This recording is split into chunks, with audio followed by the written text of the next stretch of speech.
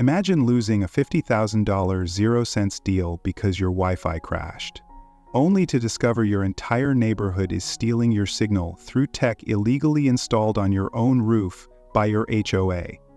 That's what happened to me, but instead of calling customer support, I launched a digital war they never saw coming. In this 6-part saga, you'll witness what happens when the wrong nerd gets pushed too far. From power theft to secret invoices, rogue code, and neighborhood justice served cold. Each part dives deeper into the chaos, the strategy, and the fallout, and by the end you'll know exactly how to fight back when someone tries to take what's yours, without raising your voice, just your signal.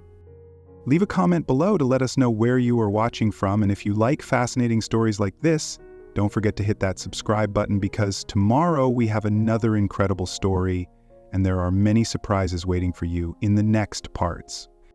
The first time I realized something was wrong, I was mid-pitch on a video call with a billion-dollar client. I'd spent weeks prepping, fine-tuning my cybersecurity package, making sure every detail was airtight. This was going to be my big win, until my screen froze. Not just a flicker or a glitch. No, this was a full-on digital seizure. My face frozen mid-blink, mouth open like a stunned goldfish. I scrambled to reboot, but the connection dropped entirely. The client bailed after the third interruption, and just like that, a $50,000 zero-cents contract vanished into the void. I sat there, staring at the connection-lost screen, heart pounding, jaw clenched. Months of work undone by what? A sleepy router? A random hiccup? No, something deeper, something wrong, and that suspicion, that simmering gut feeling, would soon turn into full-blown war. I stormed into the living room, router in hand like it had personally betrayed me. I opened my network dashboard and nearly dropped the thing. My download monitor was spiking like a heart monitor on a soap opera. Something, somewhere, was draining my bandwidth like a greedy digital vampire. I scanned the connected devices list. Half of them were unfamiliar. Stranger names, rogue MAC addresses, some labeled things like Den TV and Kids. None of these belonged to me. I traced them. Every one of them pinged from the same location, my roof. Confused, I grabbed my tools and climbed the ladder. What I saw stopped me cold. 3 large, industrial-grade Wi-Fi repeaters bolted into my shingles, humming softly, blinking like they were happy to be there. I nearly fell off the ladder. These weren't some Amazon specials. These were high-end, professionally installed devices. Someone had turned my house into a broadcast tower. No warning, no permission, just a quiet invasion with a smile. I stared up at the tech squatting on my property and whispered, "What in the freshly microwaved hell is going on up here?" I didn't wait. I snapped pictures, recorded video, and marched down to the HOA office like I was about to film the pilot of a new courtroom drama. Karen Davenport, queen of the HOA, sat behind her desk, pastel cardigan draped over her shoulders, bowl of expired peppermints nearby, and that infuriating expression of smug serenity. Yes, Mr. Eli," she said before I could even speak. "We were meaning to let you know about the new community connectivity program." Her tone was rehearsed, like she'd practiced this exact line in the mirror that morning. "We've installed Wi-Fi boosters on key rooftops in the neighborhood. You've been selected as one of our central hubs." Selected, like I'd won a cruise giveaway. I blinked at her. "I didn't agree to this." Karen smiled wider. "It's for the benefit of the whole community. You're helping everyone stay connected." She said it like I should be proud. Meanwhile, my roof looked like a tech parasite colony, and I was out 50 grand. I demanded to see proof. Something. Anything. Karen slid a single piece of paper across the desk like it was the lost scrolls of ancient approval. It was a standard flyer, dated 3 months ago, printed in Times New Roman, and never mailed. "It was posted on the community bulletin board," she said sweetly. "The one behind the building, next to the dumpster?" I asked. She nodded. "Yes, that one. Since no one objected, we took that as consent." I stared at her. "That's not how consent works." She shrugged, chewing her bottom lip like she was bored already. "Oh, Eli, you're such a tech guy, you'll be fine." And that's when I knew 2 things. 1, Karen had no idea what I actually did for a living, and 2, I was about to become her worst nightmare. Because what Karen and the rest of the HOA didn't know was that they hadn't just hijacked the Wi-Fi of a neighborhood IT guy, they'd kicked the digital hornet's nest of someone who used to design cyber defense protocols for people with actual security clearances. By day, I consult for companies that wouldn't blink at dropping 6 figures for a secure firewall. By night, I read breach reports for fun. I once helped track a Russian botnet across 7 countries through a vulnerability in a smart fridge. I don't just know networks, I breathe them. And now my roof had been turned into a public utility without so much as a knock on the door. I walked out of that office without saying another word, not because I was done, but because I was just getting started. The first step wasn't revenge, it was data. Cold, undeniable digital truth. I powered up my work laptop, connected my secure monitoring tools, and began tracing every MAC address that had ever pinged the repeaters. I wanted to know who was using my network, how much they'd used, and when. Within an hour, I had a full map. Over a dozen households were piggybacking off my network, some were streaming entire TV series, others were uploading massive video files, one person was mining cryptocurrency on my internet. The repeaters weren't just boosting signal, they were leaching data and electricity wired into my home's power grid without my knowledge. My meter was clocking their Netflix marathons, their gaming binges, their endless TikTok scrolls. The calm, tidy cul-de-sac outside my window now looked different. Every porch light flickering, every kid on a tablet, every blinking Alexa, I saw it all like data points on a grid. The entire eastern half of the neighborhood was running on my bandwidth. I stared out the window, the sun painting the pavement gold, and laughed. Not a happy laugh. You've got to be kidding me kind of laugh. They thought I'd just unplug the cables and move on. They didn't realize they'd just declared war on the wrong nerd. Within an hour, I had a full map. Over a dozen households were piggybacking off my network. Some were streaming entire TV series, others were uploading massive video files, one person was mining cryptocurrency on my internet. The repeaters weren't just boosting signal, they were leaching data and electricity wired into my home's power grid without my knowledge.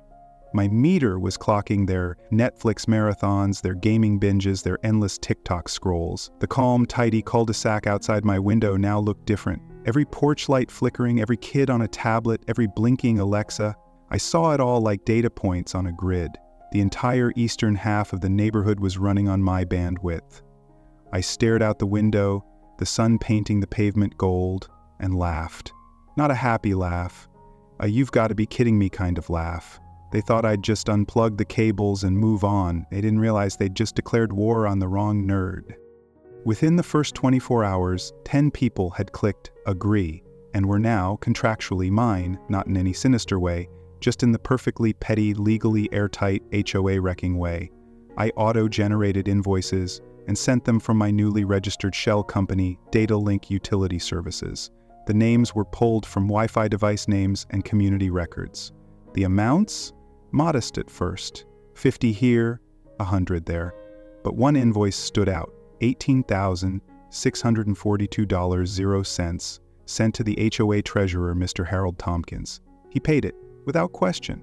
The man wired the payment directly, probably assuming it was a legitimate line item in some committee budget. That's when I knew this was working better than I ever imagined. The splash page had become a self-writing script. The community was too tech clueless to question it, too proud to admit they didn't understand what they were agreeing to. And all the while, I was tracking everything from a dashboard that looked like mission control. The real fun began when Karen received her invoice. $2,129.00 for 2 weeks of aggressive Netflix binging, Zoom meetings, and whatever she did with that smart fridge that was constantly online. She didn't suspect me, not yet. She thought the HOA had hired a shady internet vendor without her blessing. Her meltdown was chef's kiss. She stormed into the HOA office with a printout of the invoice, waving it like a subpoena. "Who authorized this?" she screamed at Harold, who was halfway through a donut and didn't look ready for battle. "The whole thing was caught on my hidden repeater cam," Karen pacing, yelling about hackers, blaming Harold, accusing unnamed cybercriminals of targeting the community. "This is digital terrorism," she shouted. Harold tried to explain that maybe this was part of the connectivity initiative, but he didn't even believe himself. Meanwhile, I sat at home sipping coffee, watching the feed like it was a Netflix special, and grinning so hard it hurt. Of course, Karen did what Karen does best, retaliate through paperwork. I woke up the next morning to find 3 citations taped to my front door. one for unauthorized rooftop modifications, one for non-compliant electrical routing, and one for public endangerment via unstable antenna placement. It was laughable, especially since the antennas in question were the HOA's own, installed without my knowledge. They'd turned my roof into a hotspot, and now they were fining me for having a warm roof. It was petty, it was desperate, and it only fueled me more. Instead of responding with anger, I opened my laptop and began documenting the retaliation. Every paper taped to my door became part of a new file labeled counter-evidence, harassment and property abuse. If they wanted a paper trail, I was going to give them one, except mine would be digital, time-stamped, and legally devastating. Just when I thought I was alone in this nerd-fueled crusade, a knock came at my door. Standing there in an oversized gardening hat and orthopedic sandals was Ms. Penelope Baxter. "I saw what they did to your roof," she said, holding a glass of lemonade like it was a diplomatic scroll. "They did the same to mine years ago, but they didn't know I used to work for the FCC." I nearly dropped my coffee. Turns out sweet old Penelope wasn't just a retiree with a rose garden. She was a former federal compliance officer. 30 years spent auditing unauthorized tech installations and illegal frequency operations.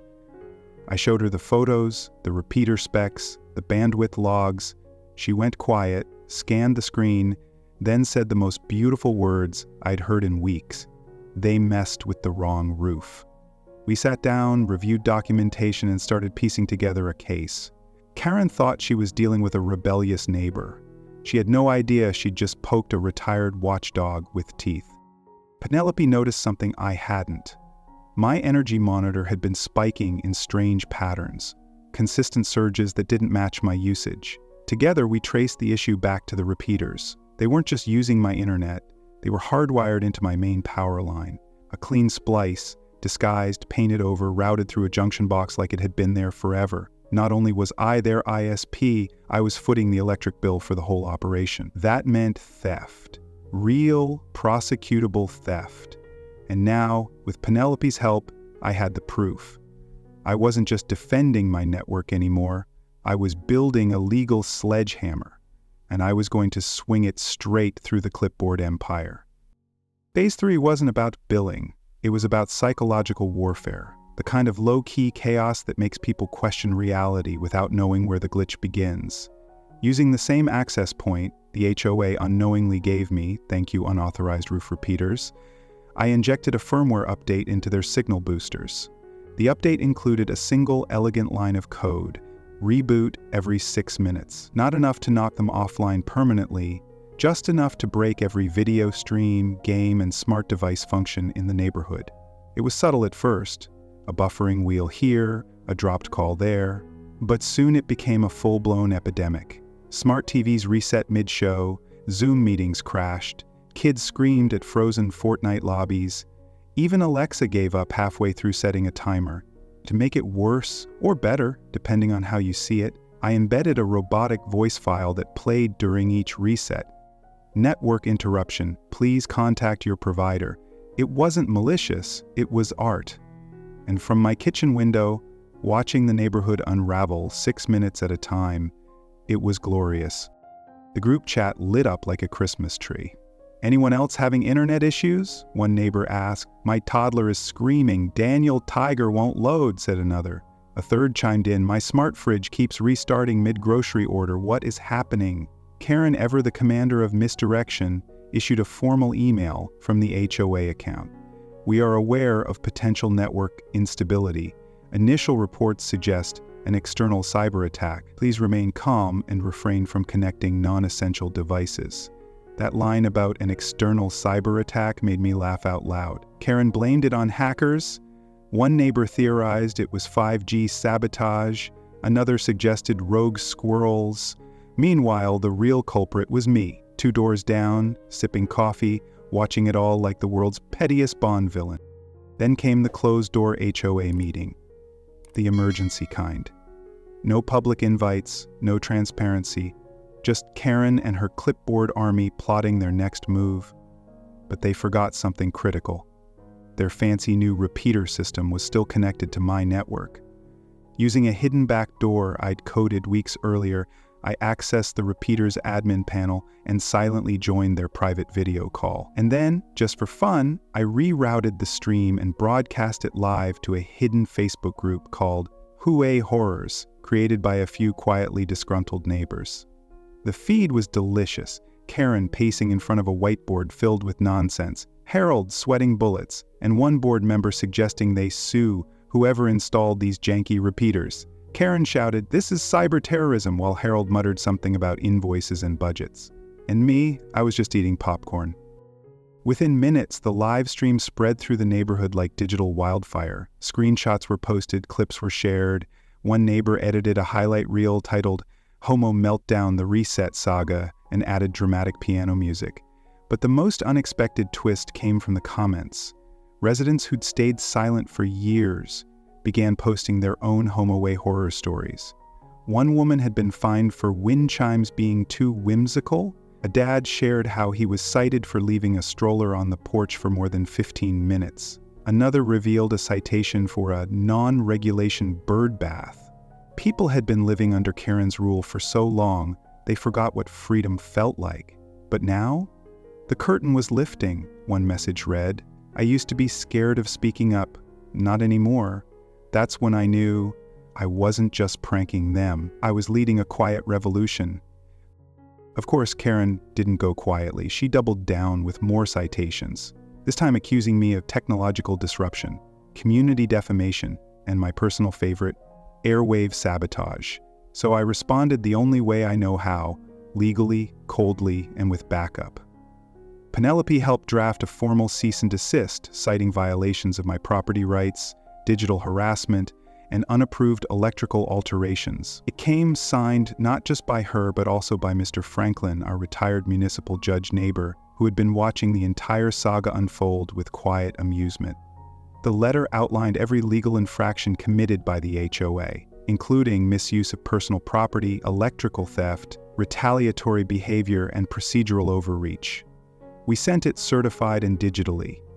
Within an hour, the boom-bust email went eerily quiet. The war had gone from silly to serious, and Karen was now playing defense for the first time. And then the cracks showed. Harold, the treasurer, finally looked through his records and realized he'd been paying invoices from Datalink Utility Services, my perfectly legal but entirely fictional business. He freaked, found over a dozen charges he couldn't explain. Karen tried to gaslight him, but Harold had snapped. He printed a spreadsheet, marched into the next board meeting, and resigned on the spot. He even took the peppermints from the front desk on his way out. The board was now in shambles. Karen stood alone, clipboard trembling, empire crumbling, as the community she once ruled with fine print and pastel cardigans started waking up. One dropout, one meme, one legal document at a time. Billing them was satisfying, crashing their calls was hilarious, but now it was time to hit them where they lived, literally. I call it the power bounce trap, a simple smart home script tied directly into my energy monitoring system. Every time the voltage spiked on the circuit powering the roof repeaters, usually during primetime binge hours, it triggered a 10-second power cut, followed by an automatic reboot. The circuit was isolated, affecting only the repeaters. My house stayed lit up and online, but for the rest of the neighborhood, it was chaos. Every streaming service went dark at once, gaming consoles kicked players out mid-match, smart assistants glitched like they were possessed. The Wi-Fi didn't go out completely, it just suffered enough to become a constant frustration, a living loop of buffering misery, and with every reset, I imagined Karen squinting at her router, blaming Comcast or aliens or me, never realizing it was her own illegal system tripping over itself. It didn't take long before the group chat started boiling over again. Why does my Wi-Fi reset every 6 minutes? Anyone else's smart oven randomly rebooting. I can't finish a movie without Netflix crashing. Karen, ever the dramatist, sent a community-wide alert calling it a coordinated cyber attack against our shared connectivity system. She even suggested external malicious interference by anti-HOA extremists. I nearly snorted my coffee reading that one. But the real kicker? People started getting angry at her. The same residents who used to nod along with every passive-aggressive rule were now questioning why their internet was crashing, why Karen couldn't fix it, and who even approved the system in the first place. Spoiler, no one. To make sure they got answers, I tuned in to yet another closed-door HOA board meeting. Once again, accessed through their very own repeaters. This time, I didn't just stream it to a private group, I opened the feed to the entire neighborhood. Unfiltered, live. The opening shot was Karen pacing, red-faced, accusing someone of sabotaging the system. Harold's empty seat was still unfilled. The new board members looked like deer in headlights. A few whispered to each other about audits. Someone asked, "Wait, did we even vote on these repeaters?" That was the moment. That's when people realized the emperor had no router. Residents watching from home finally saw the chaos for what it was: disorganized, unapproved, unhinged. The stream was saved, shared, clipped. The truth was now viral, not just digital. In the days that followed, Karen tried to regain control, but her clipboard couldn't compete with community backlash. Residents, once afraid to hang a holiday wreath past January, were now speaking up. Paul, the guy who runs the annual cookout, called for a leadership review. Evelyn, the middle school teacher who was once fined for mailbox color, drafted a formal motion to initiate a full transparency audit of the HOA. I printed out the bylaws and filed an official request under subsection 14B, Member-Initiated Disclosure of Operational Expenses and Digital Infrastructure Decisions. That clause hadn't been used since the HOA formed, but it was real, and now it was live. Karen's reign, built on unchecked power and pastel sweaters, was unraveling, one spreadsheet at a time. The final blow was poetic. I reprogrammed the repeaters one last time, just before removing them. Their signal name, once a bland string of serial digits, was changed to Karen Stole Bandwidth. That name broadcast across the entire neighborhood. Phones picked it up, laptops saw it, even smart TVs displayed it on the Wi-Fi list. People laughed, people screenshotted.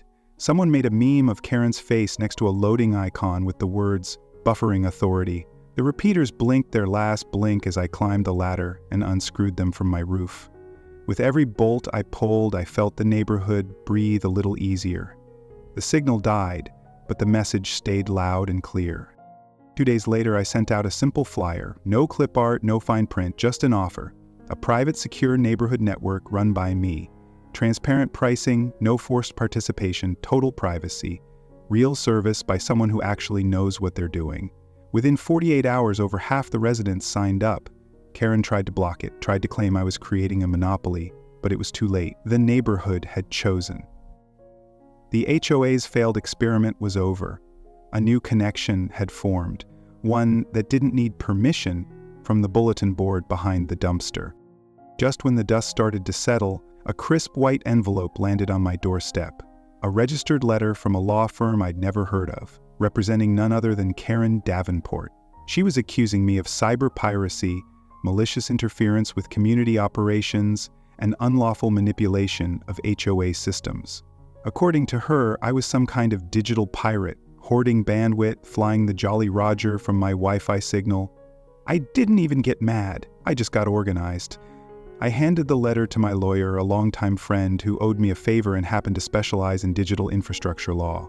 Together, we prepared a 26-page counter-response, complete with photos of the illegal rooftop installation, network logs, energy theft documentation, screenshots of community complaints, and video clips of Karen admitting to unapproved decisions on camera. We attached statements co-signed by Penelope and Mr. Franklin, our retired municipal judge, neighbor.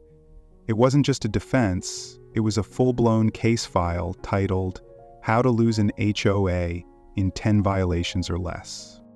2 weeks later, her lawyer folded like a lawn chair in a thunderstorm. Karen's official complaint was withdrawn. The reason? Client experiencing emotional fatigue. Translation? She knew she was beat. The story spread fast, especially once I casually let it slip in a neighborhood forum. There was no gloating, just the facts. But the whispers started. Karen wasn't seen doing her usual patrols.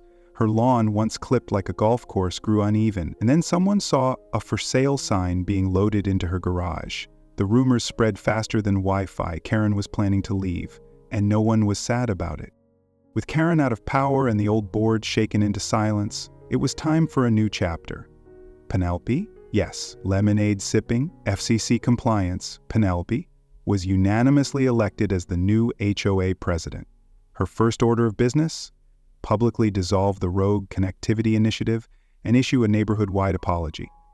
She refunded fees, canceled unjust citations, and set up a public forum where residents could propose ideas, challenge policies, and vote on upgrades. It was like HOA therapy.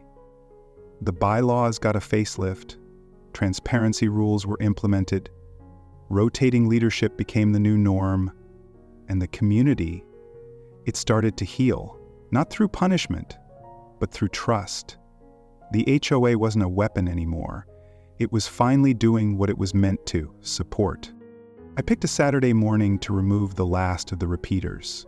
The sky was clear, the coffee was strong, and the ladder was sturdy. I climbed the roof with a toolkit and a Bluetooth speaker playing Another One Bites the Dust. A few neighbors watched from across the street. A couple waved.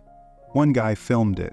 I disconnected the first repeater, unscrewed it clean, and dropped it into a trash bin with a loud, satisfying thunk. The next two followed quickly. Each one came off with a sense of finality, like I was peeling off the last sticker from an annoying product I never asked for. By the time I finished, a small crowd had gathered, cheering, laughing, recording. Someone brought out lemonade. Penelope handed me a homemade repeater removal certificate. The video went viral before sunset. One clip, slowed down, showed the final unit being dropped into the bin, while a caption read, "And with that, the bandwidth bandit freed the block." It was viewed over 80,000 times. And Karen? She was nowhere in sight. With the repeaters gone, my own network became the go-to for over half the neighborhood. My private ISP model, backed by transparency and consent, was now the most trusted service in the area. I officially registered my company, expanded services, and even picked up a few clients in nearby communities. Penelope pushed through my ham tower permit, fully legal, fully operational, and standing proudly in my yard. It blocked just the right amount of afternoon sun over Karen's former flower beds, now browning from neglect. No one complained. The HOA books were clean, the network stable, the neighborhood thriving, and somehow I'd become the guy people trusted, not feared, to keep it all running. Funny what happens when competence meets patience. A week later, a plain cardboard box arrived at my door. No note, no return address, just a package and curiosity. Inside was a miniature router mounted on a wooden base, custom engraved with the words, "King of Bandwidth Neighborhood Edition." I laughed harder than I had in months. I placed it right on my shelf next to my books on cybersecurity and the framed photo of my dog wearing sunglasses. It wasn't just a gag gift, it was a victory monument. Proof that you don't need to yell to win, you just need to be smarter and maybe a little bit petty. Looking back, it's easy to call it revenge. And sure, there was satisfaction in every glitch, every citation reversed, every repeater dropped into the trash, like yesterday's bad tech decision. But truthfully, this story wasn't about getting even. It was about getting back what was mine, quietly, legally, and intelligently. It was about standing your ground when someone tries to bulldoze your boundaries, and doing it without raising your voice or breaking a single rule. See, I didn't have to scream louder than Karen, I just had to know more than her. And when people finally saw the truth for themselves, her power unraveled faster than a cheap extension cord. What started as a frozen video call and a stolen signal turned into something bigger, a reminder that sometimes the best way to fight back is to build something better. Karen left the same way she ruled, quietly, dramatically, and with zero self-awareness. One Saturday morning, a moving truck appeared. No goodbye emails, no farewell walk, just pastel furniture, porcelain garden gnomes, and a clipboard sticking out of a recycling bin. She didn't wave to anyone, and no one waved back. Her house sold within the week. The new owners? A retired IT professor and his daughter who runs a massive online gaming community. Their Wi-Fi setup rivals mine, and they brought over a welcome cake shaped like a router. I liked them immediately. Where Karen saw control, they saw community. And just like that, the neighborhood started its next chapter, with connection, not chaos. My consulting network, once just a side hustle, became a local fixture. Secure, fast, community-powered internet run by someone they trusted. Penelope's leadership transformed the HOA from a petty power center into a real support system. Other neighborhoods took notice.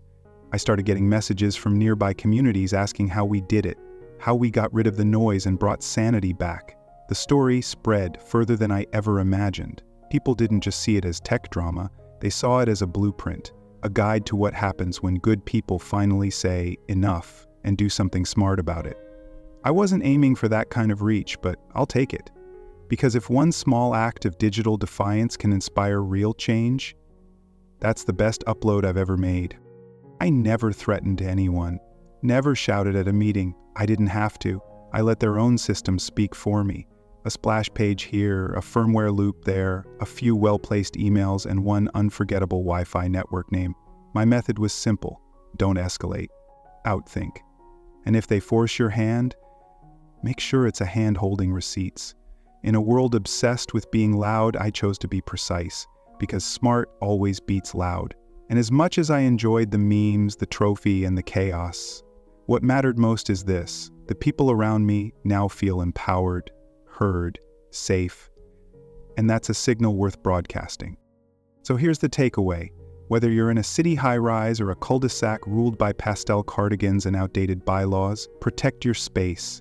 Use your skills, your voice, your logic, know your rights, because sometimes the people with the biggest clipboards are the ones who understand the rules the least. You don't need to be aggressive, you just need to be right and ready. Be the watchdog, be the quiet resistor, because yes, even the suburbs need firewalls, and if someone tries to override your life with passive-aggressive authority, let them buffer while you build.